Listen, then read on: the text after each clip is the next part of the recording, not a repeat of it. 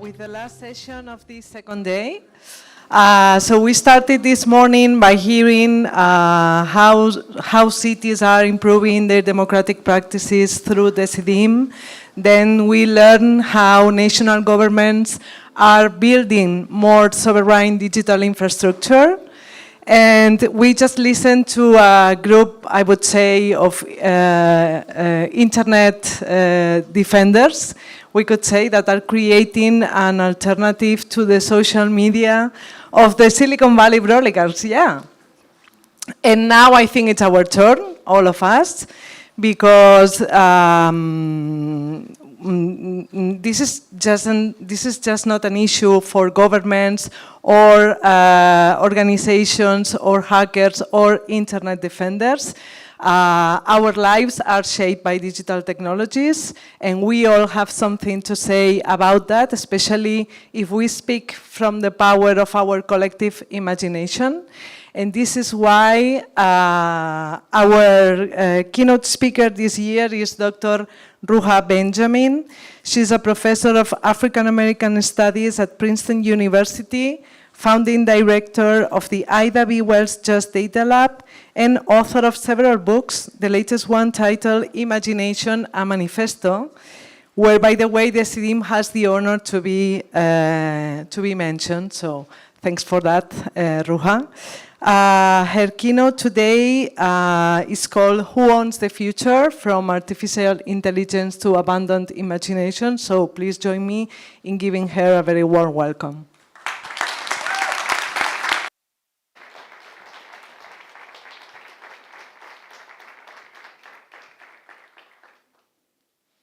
Let's see if it works. Good evening, everyone. Good to see you. All right, let me try again. No, you might have to. It's a little finicky, okay. So do I need to keep telling you? Oh, you can do it, okay.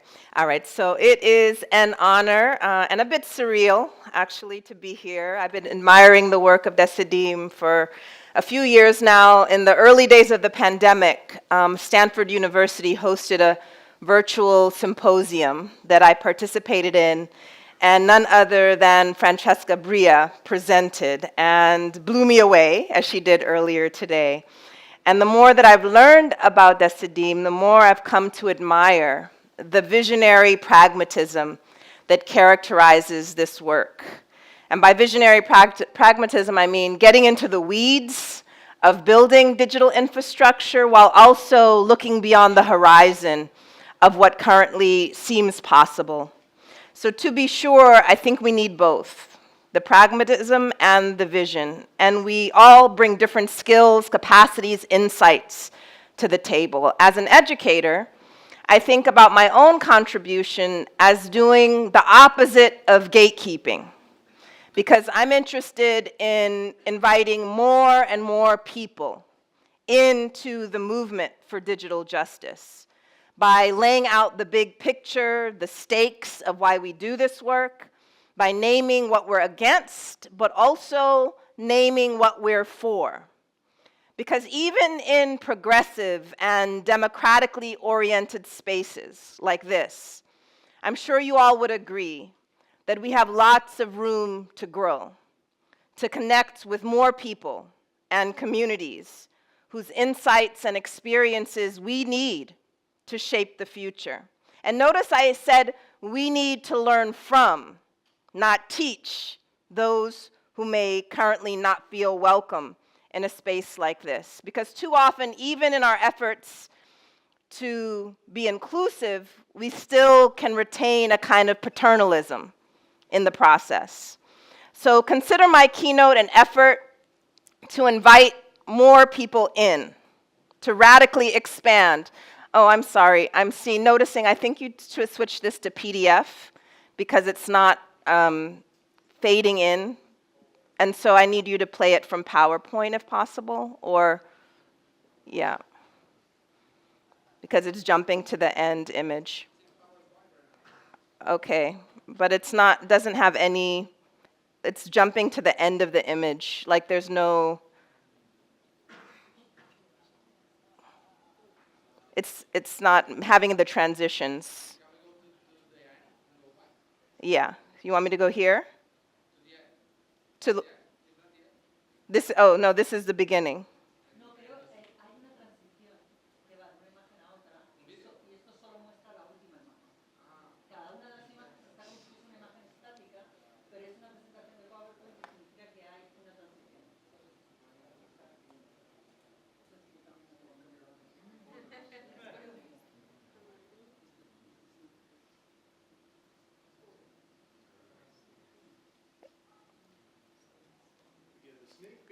Yeah, the preview. If not, I can run it from my computer if it's not working. But there's no transition, so it's missing. It's going to miss a bunch of content. Okay, give me 1 second. Talk among yourselves.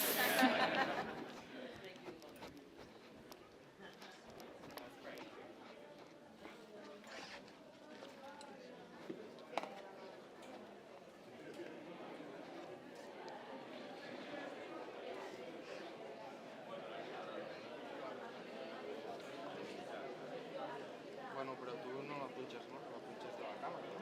La imagen escuchas. Hay un PIP de la pantalla y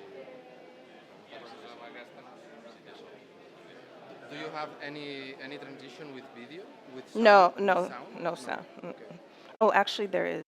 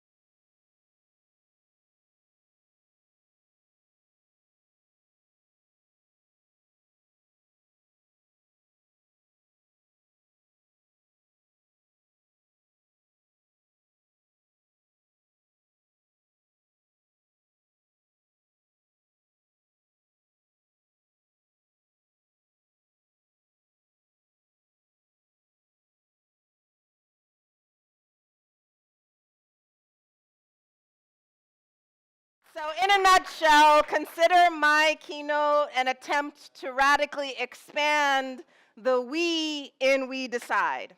Okay? So, to that end, there are two powerful stories that we are routinely told and that many of us end up telling about the relationship between technology and society. And these will sound familiar. On your left, the techno-dystopian narrative, the idea that the robots are going to slay us. They're going to take all the jobs. They're going to rob us of our agency. Everything bad is associated with emerging systems. Of course, this is the narrative that Hollywood loves to sell us, right? The Terminator, the Matrix, the list goes on. On the right is what we would call the techno-utopian narrative, the idea that these technologies are going to save us. If only we would hand over our decisions to these automated systems, we'd be in better hands. Of course, this is the Silicon Valley narrative. And while these sound like opposing stories, they have different endings, one in which we're slayed, one in which we're saved. They share an underlying logic, what we would call a techno-deterministic logic, which is just a fancy way of saying that we assume technology is in the driver's seat, propelled by a will of its own. It impacts us, but the humans behind the screen are missing from both of those scripts. the values, the assumptions, the desires, the worldviews that get encoded into our digital systems. And when we pull back the screen, we see that it's a small sliver of humanity that's actually imposing its vision on the rest of us.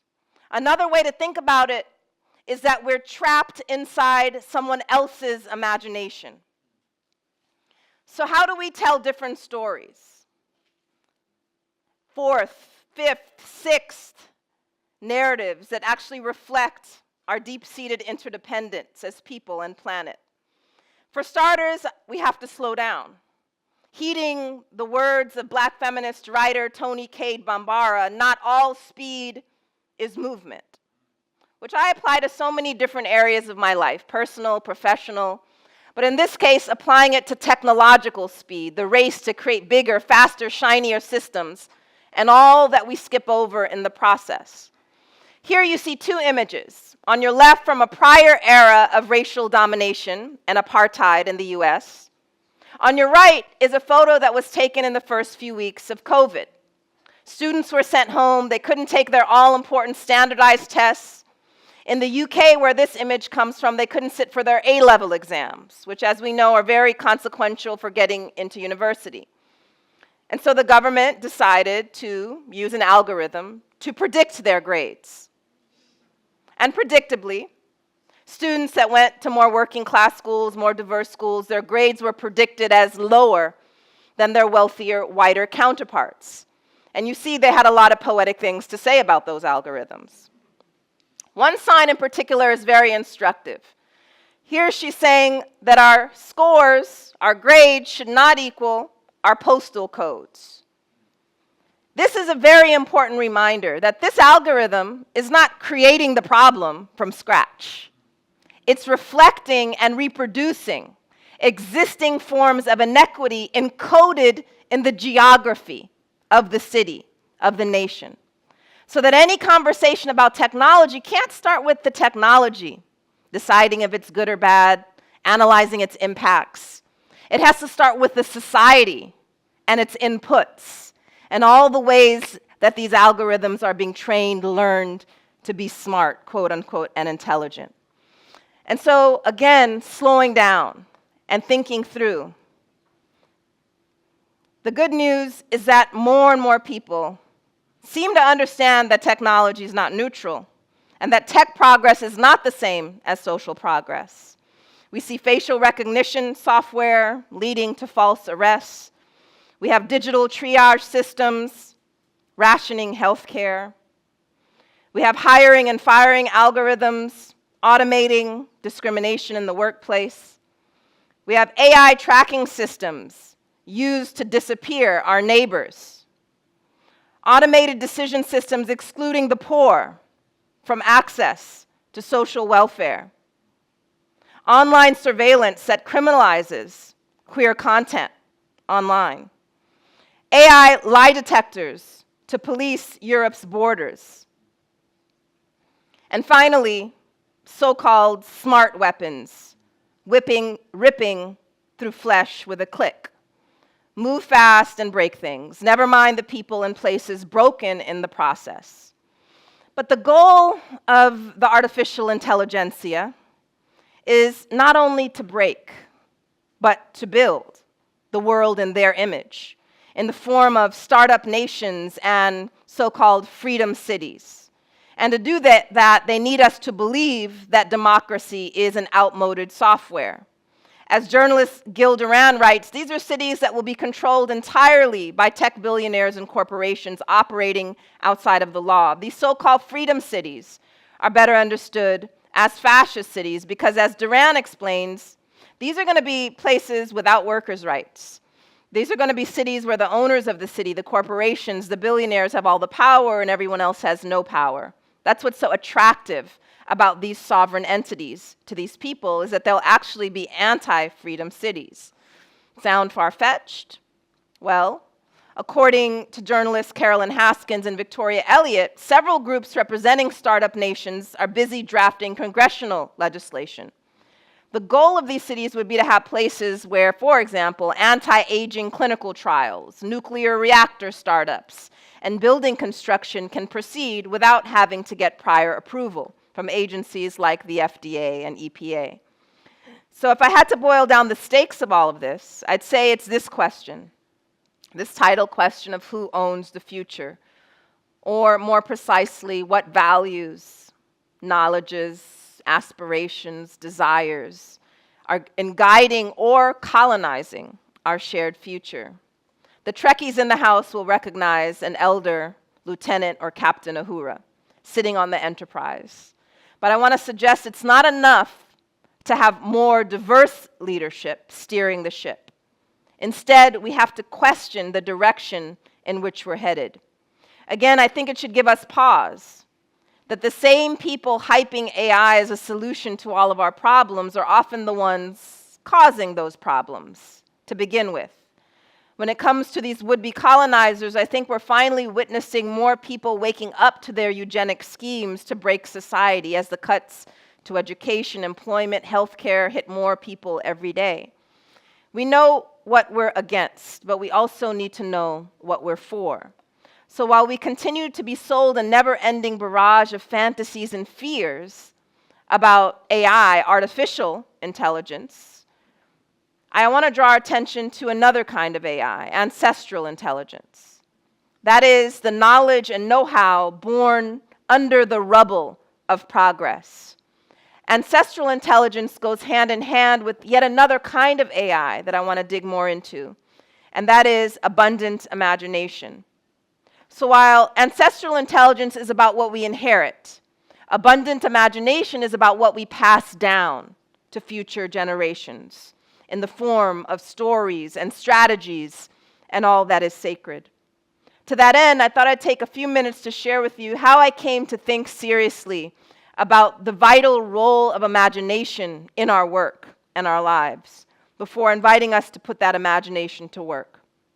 So it was about 15 years ago, and I was starting my first job in academia, trying to learn everything that I could about teaching because somehow they skipped that part in grad school. And I came across a famous study conducted by NASA that was focused on creativity. The researchers were interested in measuring the capacity for what they called divergent thinking. That is, the ability to see beyond what's right in front of us and come up with many different ways of thinking through a problem. So they followed a cohort of 1,600 children over many years, and every year gave them a creativity test that was originally designed for NASA recruits.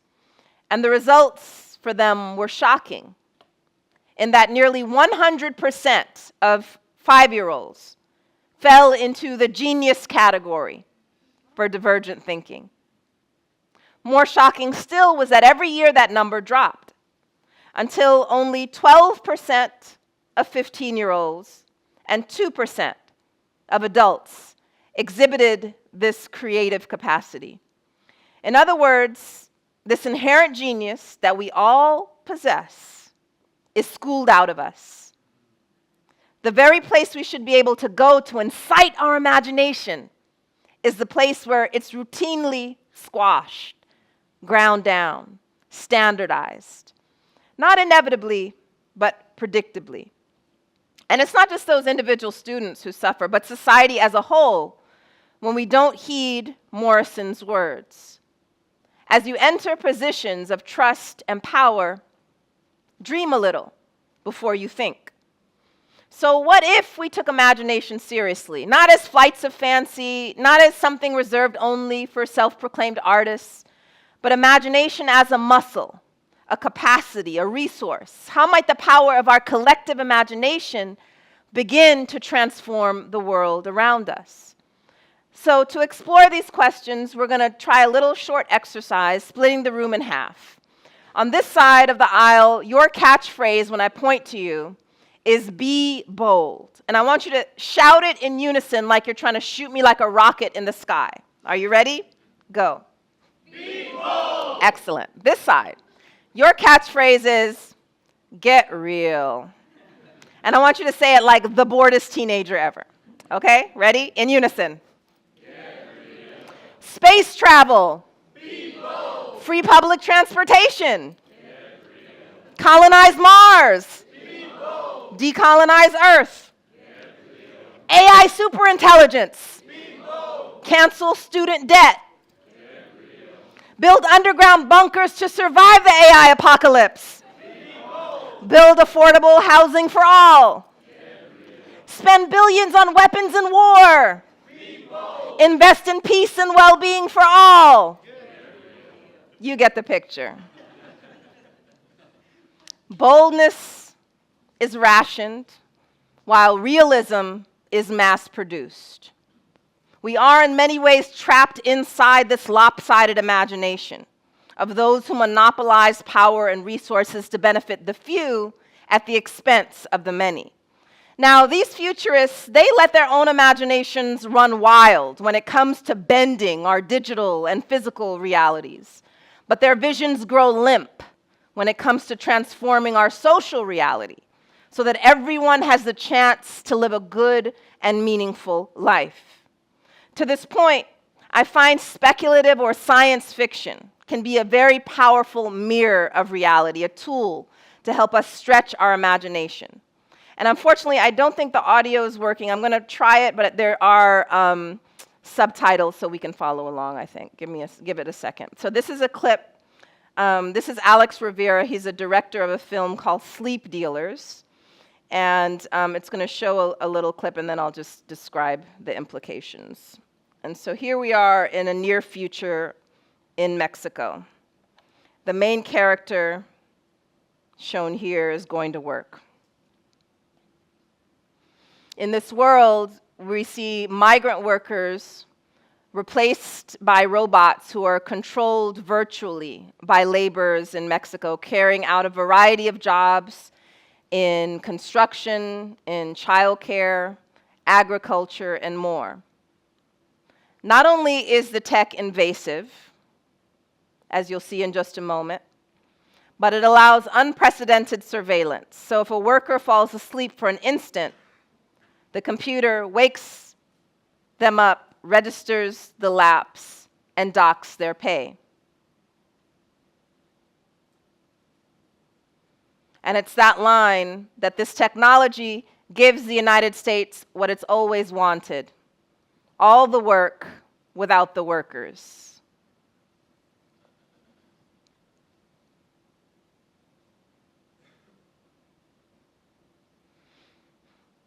And so Memo Cruz plugs in here, and he's assigned a job as a construction worker on the US side of the border.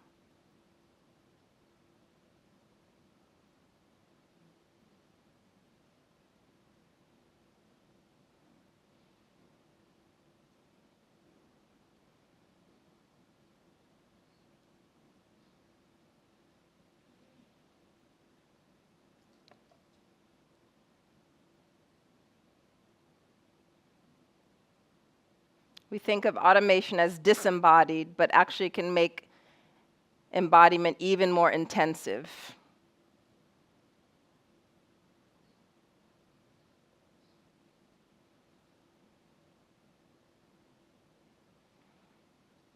So now he is seeing through the eyes of the robot on the skyscraper.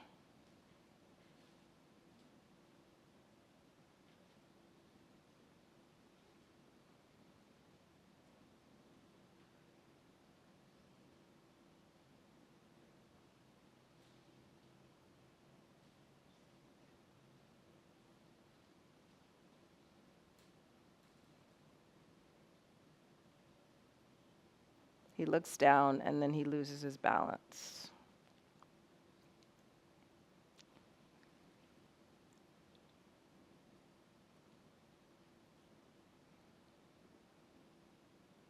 And it's this last moment where he's prompted to choose your language. And then it's a whole list of languages that reminds us that diversity and inclusion doesn't necessarily mean progress or liberation. We can be included into harmful systems. fiction meets reality, because when it comes to the so-called ethics of AI, we have to reckon with the armies of laborers, data workers in places like Kenya, content moderators in the Philippines, Amazon workers in Bessemer, Alabama, among them. What some call artificial intelligence that do the ghost work, that makes AI appear magical. And so the film is reminding us of this principle, that the fantasy of some on one side of the border rests on the nightmare of others. It's worth recalling that the etymology of the Czech word robot is drawn from the Slav robota, which means servitude, hardship.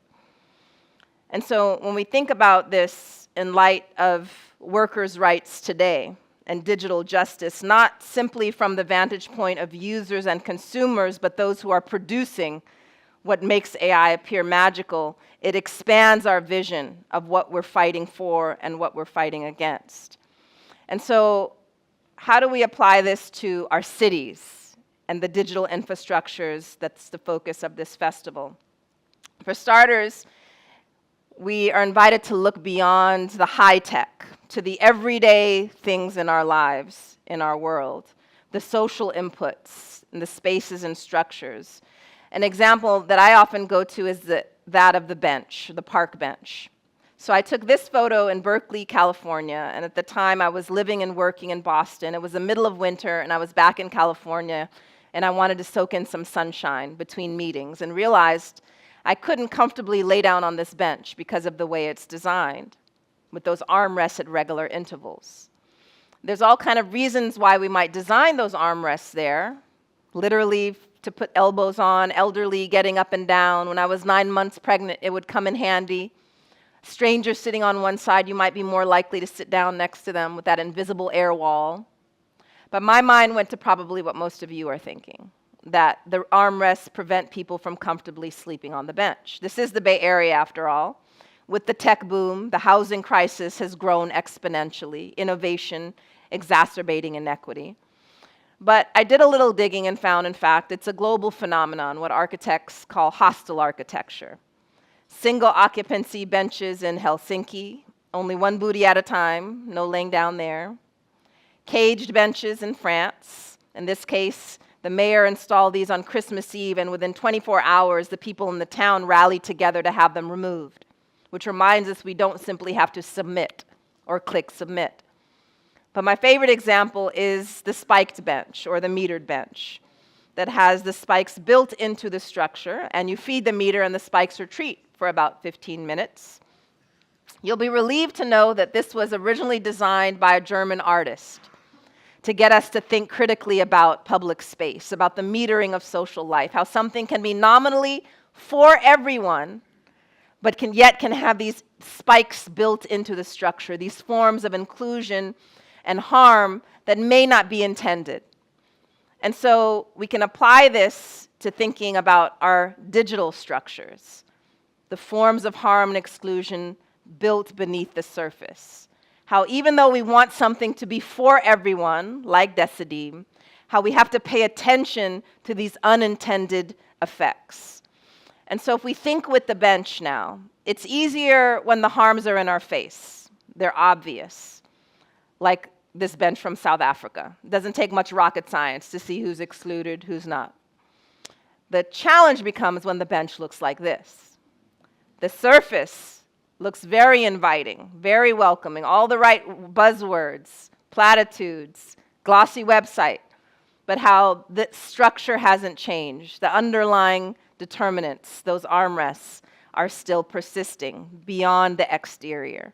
And so this is the challenge, our capacity to be able to identify the hidden spikes beneath the surface. So we think about this, for example, in light of data centers. Many kind of rainbow benches exist, but this is one of the most obvious.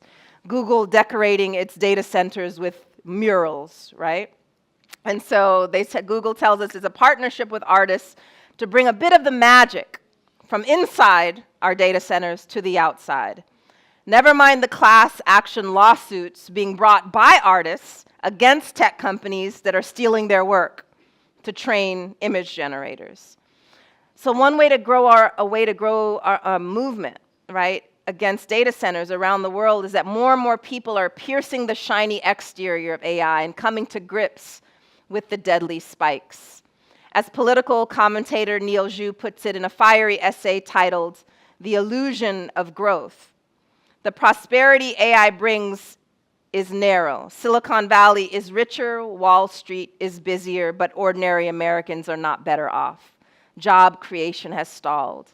He says that more than 1.8 million people, that is nearly a quarter of the jobless workers, are long-term unemployed. AI makes machines more efficient, he writes, but people more disposable. The AI boom is built on debt and speculation. The question is not if it bursts, but when. With every new investment, risks accumulate across electricity, land, finance. AI companies borrow to build data centers, banks issue bonds to fund them. It's an industrial version of the subprime bubble forming in real time.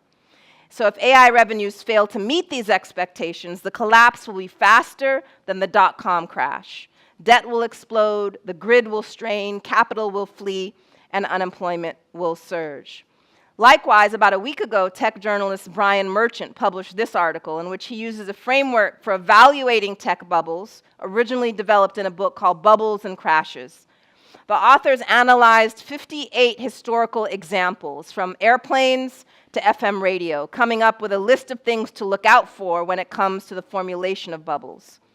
According to Merchant, when we apply this to AI, it's what you might cook up in a lab if your aim was to engineer the bubble to burst them all. So it's important to emphasize that this is not simply an economic bubble, but an ecological one. Here is footage from Memphis, Tennessee, where Elon Musk's 750,000 square foot data center called Colossus is wreaking havoc on people's health and environment. The facility uses natural gas turbines that were initially operating without proper permits, becoming one of the biggest air polluters in the area, and adversely affecting historically Black neighborhoods that have already seen their fair share of environmental injustice.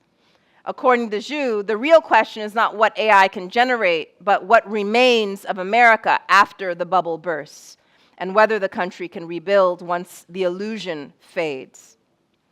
So, illusion and vision, two sides. I think one way to understand our work together is that we want to hone both critical vision and creative vision, to look beneath the surface of all of these emerging technologies, to discern the spikes, but also invite more people into creating the alternatives. So academia does one side of these really well. I'll let you guess which. But when it comes to the creative part, to the alternatives, that's often where we fall short, and our critical, theoretical vocabulary goes limp. So we not only want to identify the harms, but the alternatives. And so as we work to hone our creative capacity, I think it's important to collaborate with and learn from those for whom creating a different reality is not simply an intellectual exercise, but an existential imperative.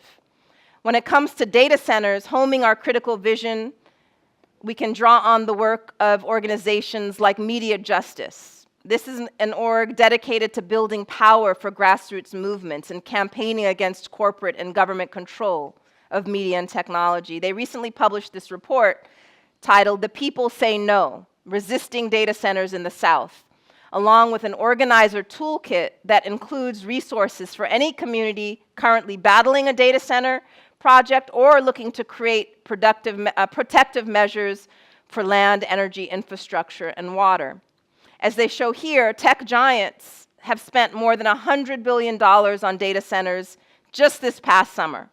And data centers are expected to pass total US consumer spending as the driving force of the US economy this year.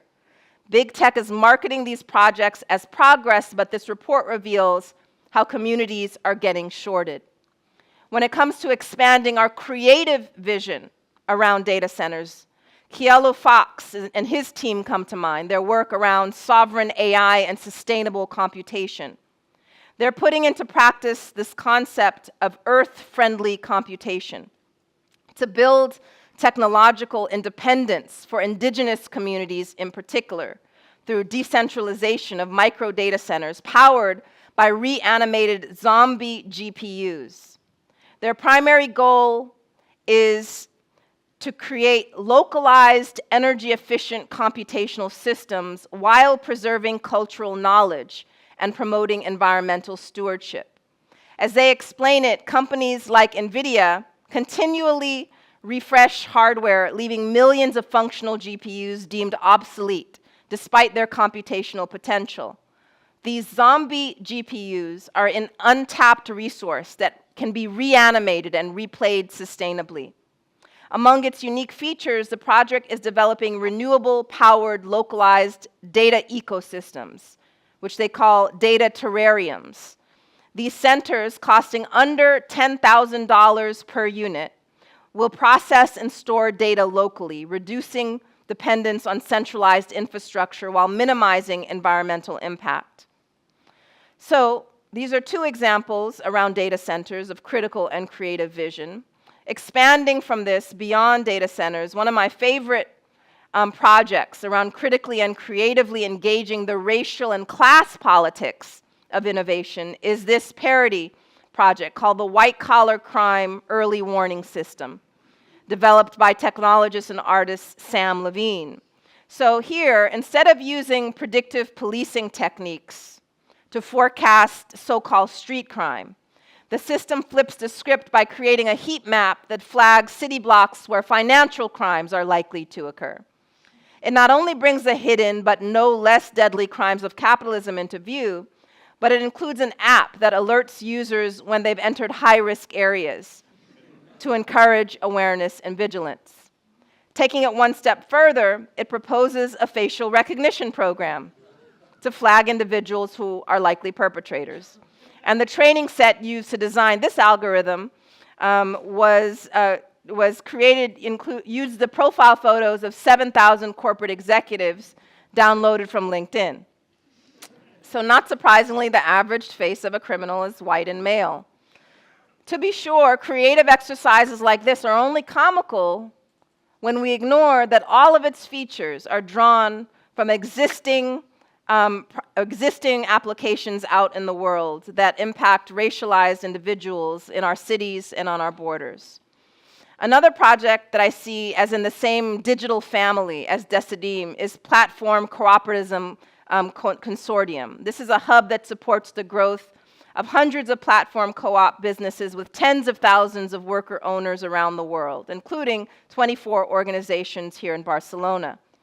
Given that many gigs are performed by people who are invisible to customers in sectors such as home cleaning, especially women of color are seeing fewer benefits, lower pay, hardly any opportunity for meaningful on-the-job skills training. Their rights as workers have stalled, especially non-white workers remain unprotected against discrimination, so that the inequalities created by the gig economy are magnifying existing systemic injustices based on gender, ability, and race. So platform co-ops introduce economic fairness, training, democratic participation in the running of online businesses. The website offers a cooperative tool library for co-ops to find and share digital tools with each other, and Decidim is listed as one of 43 tools that are currently available. So, in closing, let me return to the stories we tell about the future. In this case, two smart stories. Top-down in Toronto versus bottom-up here in Barcelona, offering very different approaches to placemaking that offer lessons for other locales. So you know a lot about on the right, so I'm going to spend a second on Toronto, making sure you know what happened there. In 2017, a subsidiary of Google called Sidewalk Labs announced plans to develop a 12-acre neighborhood. The stated goal was to improve urban infrastructure through technological solutions, developing a community from the internet up. And so it would need to collect masses of data to create more efficient and convenient city services and infrastructure. In the process, Sidewalk Labs staged public input sessions to appear responsive to people's concerns about the newfangled surveillance systems that would be embedded throughout the neighborhood. But residents saw through the proposal. That is, they saw through the fancy rhetoric and the rainbow bench to the actual spikes, and eventually they put an end to the development. Meanwhile, as those in this room know well, here in Barcelona, a large-scale participatory experiment has been underway for almost 10 years now, facilitating public deliberations to create policies that respond to people's actual needs. In this case, technology companies aren't driving what's happening. The collective intelligence of city residents is. Over 40,000 residents, the last I checked, have submitted proposals on everything from affordable housing to air quality. About 70% of the government's action plan at one point came directly from these proposals. And since Decidim is open source software, it's been adapted and used in over 80 other cities, and we got a chance to hear from some of those cities earlier today, guaranteeing public transparency in a way commercial platforms don't. Proponents call it a new deal on data that recognizes digital sovereignty, privacy, and collective rights to data.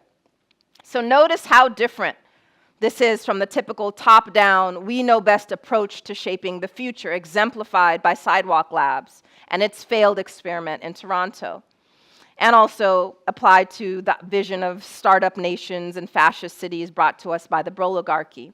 One is tech-driven, the other people-driven.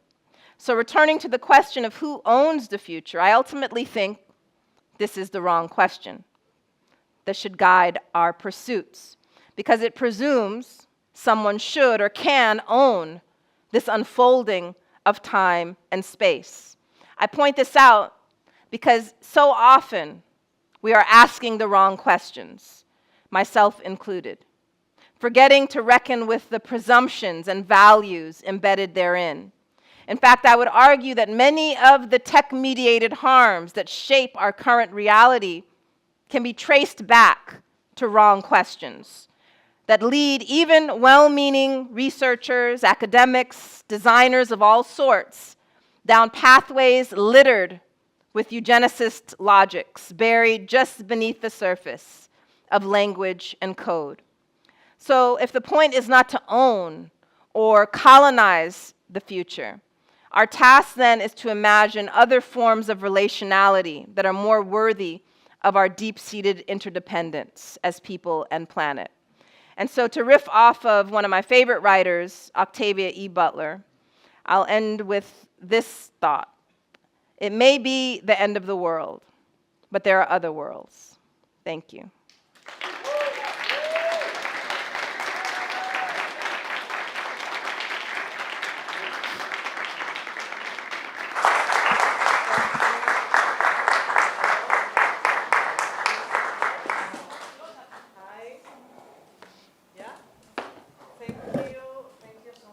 Sure.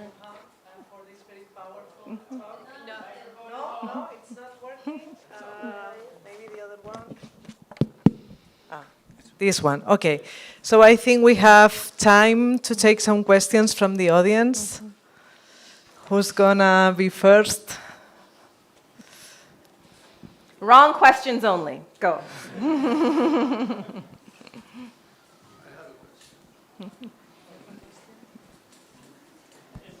I have a vision, like vision, you thought about the other word, but I think this is the only word we have. And I think I came here to encourage you to help me to make use of cell phone around the world. There are 7 billion cell phones, to make a global referendum, to create a new global citizen parliament or council that resides with the United Nations. And it's just, we have all the technology, we don't have the vision yet. And I hope you agree with me that it's a good idea. Okay, maybe we can collect a couple more.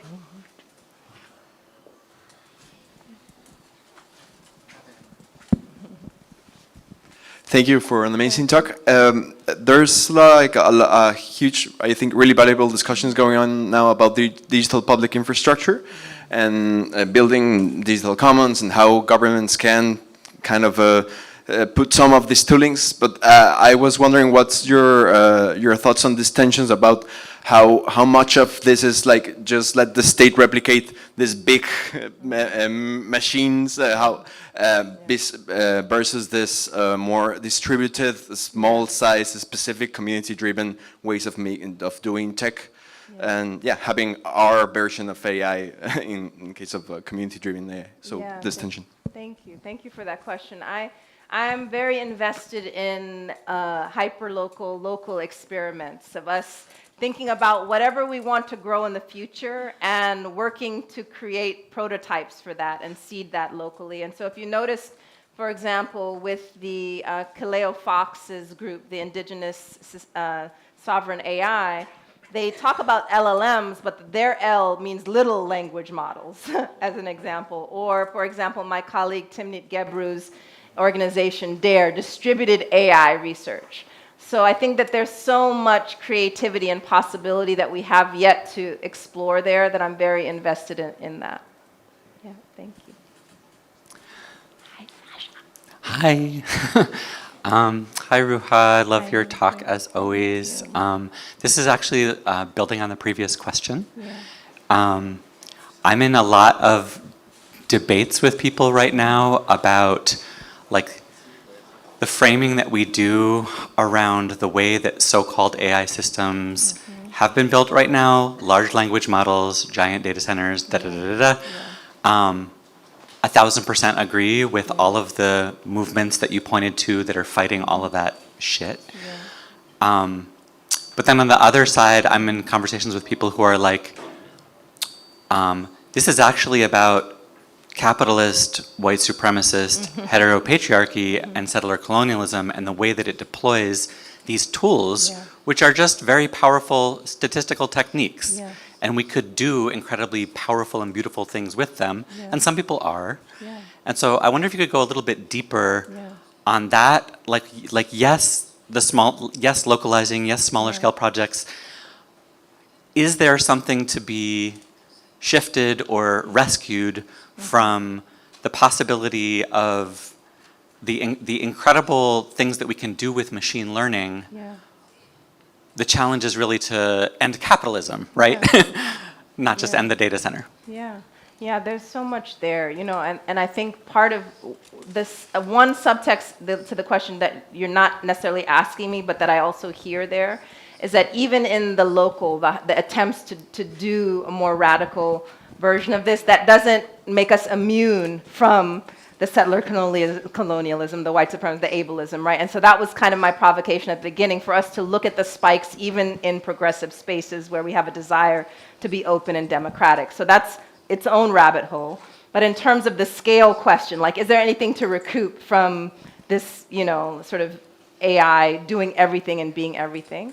I think that there's something actually in the desire to be omnipotent that is already infected with those logics. Like, to do the general AI, that vision is already infected with what Haraway would call like the God trick, like trying to see all, be all. And so I'm open to being proven wrong, but I don't see how we recoup that desire to envelop everything for good when still it's about enveloping and sort of colonizing other people's life worlds in the attempt to do good. I feel like that was the logic for all of those other systems. Now it's just being sort of codified in technology. And so again, prove me wrong. I'm open to seeing a different version of that trajectory play out. But as it stands now, I think that there's something already sinister about that need to be big, large scale, all of that. Yeah. Thanks for the talk. Do you have any practical recommendations for how to spur the imagination? Yes, I do, actually. Chapter 5 of the book is called An Imagination Incubator.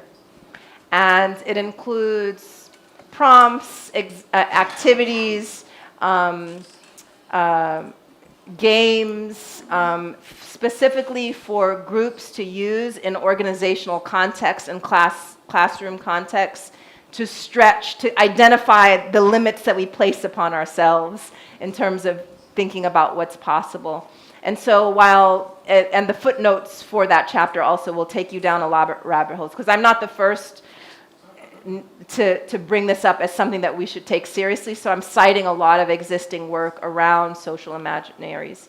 But then after the book came out, I collaborated with one of the play scholars that I found myself citing throughout, and we created an imagination playbook, which is just a website, imaginationplaybook.com, that has over 50 more embodied ways to do this, because the chapter in the book is more discussion-based, deliberative-based, but then we need to get out of our seats, and we need to remember that we're fleshy meat suits as well. So the playbook offers a way in, again, just to spark, to stretch, to begin to think beyond the horizon of the little thought police that we have in the back of our heads that tell us, get real. Hi, well, thanks for everything. I'm a big fan, so I'm a little bit nervous. I'm sorry for my English also. So assuming what you said at the beginning, that we have to be more inclusive and be not paternalist in this being inclusive, which I totally agree with you. Yeah. I was trying to imagine or to think how to combine this emergency feeling that we have to stop techno-oligarchy. Yeah. That means also like making advocacy for regulation and things that are like completely far away from imagination. But there's this emergency that we have to stop them. And at the same time, how to combine that with being able to build up alternatives, but also stimulate imagination outside the framework of what is possible right now. So I was thinking that for sure you have think much more than me about that. So if you could say something to that. No, I feel like that's one of the core questions that we have to grapple with. It's that idea of how do we deal with the here and now, get into the weeds, the pragmatic, but also not limit ourselves to putting out the fires, right? So we have to put out the fires, we have to deal with the immediate crises, but we also want to carve out space to be able to seed things that will not necessarily grow in our lifetimes, right? So we have to do both things at once. And some of us lean more towards one or the other. So first thing is to say, like in any movement or organization, we really need to honor the different capacities and skills and passions that we bring. So the pragmatists shouldn't shut down the visionaries shouldn't squash the pragmatists, and some of us can juggle and chew gum and somersault at the same time. But to this point about like thinking about imagination, more directly to your question, one of the things that I really want us to understand is that imagination is not outside of the bureaucratic, the legal, the fine print. So all of these things that we think about as mundane parts of our lives that are structuring who gets what, resources, rights, etc., there's imagination that infects or inspires all of that mundane stuff too. So we're still dealing at the level of imagination when we look at, for example, a city budget. And so organizers will tell us that a budget is more than a budget. It's not just a bureaucratic document, it's a moral document. So when we think about a budget as a moral document that tells us who and what we value, then we begin to see other things that are like an invisible white ink happening in terms of whose lives are valued, what potential is valued. Something that hits close to home for me is that a few years, a report came out that showed that in the US, predominantly white schools that have predominantly white students receive $25 billion more than schools with students of color.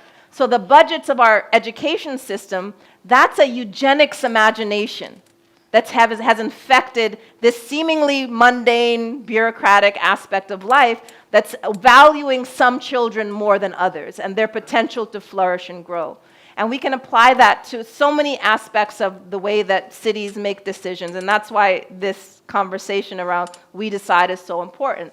But to understand it through the prism of imagination means that it goes beyond the laws, it goes beyond the expert of economists, et cetera, to look at the things that aren't necessarily material, that are still there beneath the surface in 6-point font. The way that I think about it is if the harm is produced in the fine print, that is, if you look to the back of the report, the back of the budget, the thing that gets buried, if the harm you can trace back there, that means the transformation is also in the fine print. Is that we don't need big, flashy campaigns, big, things that make it seem like we're doing social transformation. No, the social transformation is in the fine print, in the nitty-gritty of how we make decisions, where the money goes, who's deciding. And so that to me is an invitation to see imagination everywhere and invite more people into the conversation, to say, do we want a eugenics imagination continuing to structure how our social societies are put together, or can we imagine more liberatory ways forward? And then we see the front for change is everywhere. It's not just in the city hall. It's in the school board meeting. It's in the hospital room. It's in the gig apps. And so that's part of what I'm saying, is that we need all of these capacities, but there's also a lot of cross-pollination. Like, it's not siloed. Oh, the visionaries over here, the pragmatists here, go to your breakout rooms, right? It's that we need to see how both of those things are shaping one another in a very porous way. And so we need to do both and at the same time. Yeah, thank you for that. Thank you so much, Ruha, for your incredible keynote. My question's about power and competition and how we can do away with power and competition, especially as we're looking at, ICE budgets and the budgets of Frontex, which are increasing year by year, and it feels really daunting.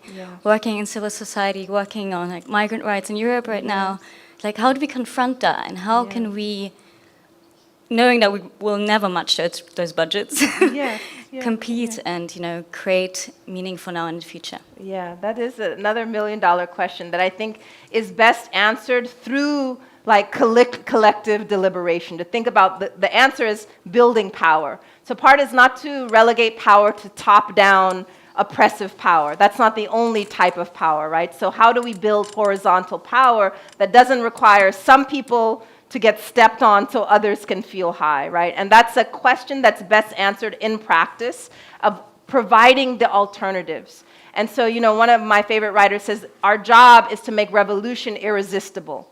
And so not only to look at, oh, this is what's harmful, but to make more people long for something different, right? Something that feeds our spirits, not just, materially. And so I think the answer, again, is looking at organizations and movements that are working to build power and thinking about economic value as one source, but there are other ways of building social power that's not relying on this top-down sort of, stream. So, again, a non-answer that says it's in practice. Hi. Thank you so much for the presentation, super inspiring. Hi. I wanted to ask, how can we lean on the strengths of the hyperlocal and decentralization while navigating the challenges of fragmentation?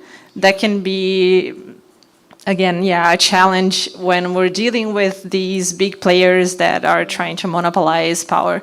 So sort of navigating in between those two, I think it relates a lot to the question that she asked. But thank you so much again. Can you say a little bit more what you have in mind when you say fragmentation? What examples are in your mind when you say? I guess we can think of of course, local examples, or perhaps the temptation of thinking that we have to, again, scale, right? And perhaps it's dismantling this myth that we have to do that. Yes. But it goes through how can we fight concentration of power, but still connecting. I don't know. I know that, of course, there are many movements that are trying to make an effort to stay globally connected, and then we have the challenges of needing this sort of platform still to be able to do that. So I guess it's sort of how can we try to deal with this challenge. Thank you. Yeah, another hard question. It's hard for me to answer in the abstract because I'm thinking of specific local struggles and what the answer might be on the ground. Like I'm coming to you from the Detroit area where they're fighting a data center. And so at the same time that they're learning from data center struggles elsewhere, there's a very particular configuration of struggle over power that's different than many of those other places where there are commercial data centers. In this case, the university is co-investing in a data center with the Los Alamos National Laboratory. So it's a public data center. So there's a different set of ways that organizers have to navigate. They can't just transplant in the particular ways that people are fighting it elsewhere. And so what I see, for example, there is like the student organizers, how they're partnering with the communities, but they have a very different way of when they're talking to their colleagues, how they're trying to deal with the fragmentation where people's heads are in the sand, just worried about their research, and really invested in this facility. And so, again, rather than formulae that can be sort of easily sort of transplanted everywhere, I think these are really important questions that should be answered in terms of the very specific power struggles on the ground. Yeah. Okay, so I think we ran out of time. Thank you again, Ruha. Big applause for her.